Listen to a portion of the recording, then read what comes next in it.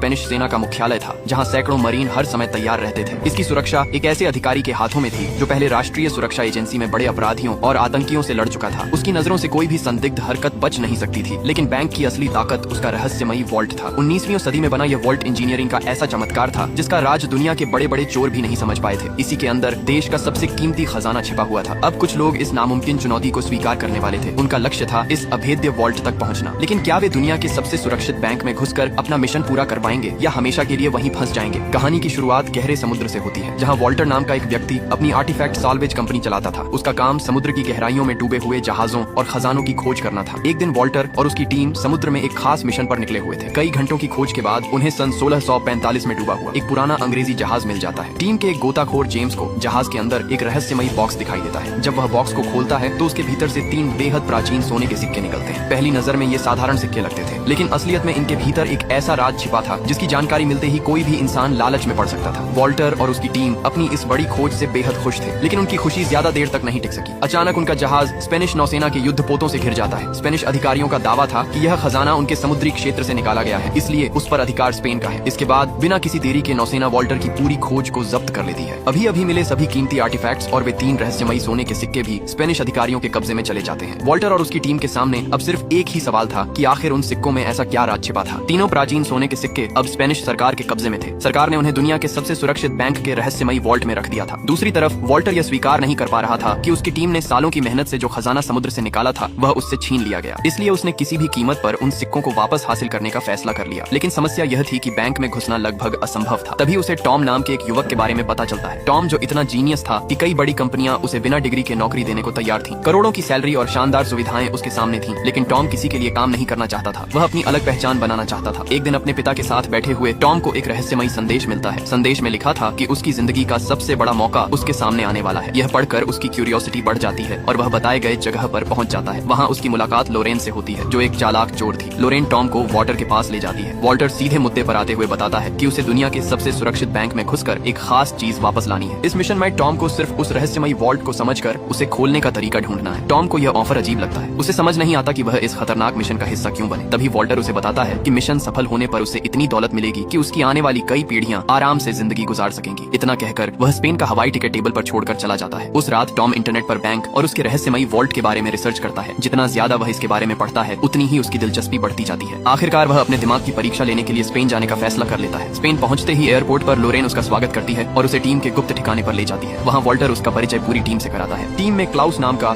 एक खतरनाक computer hacker था। जेम्स वॉल्टर का पुराना और भरोसेमंद साथी था, जबकि साइमन तकनीकी और फील्ड सपोर्ट का एक्सपर्ट था। हालांकि टीम के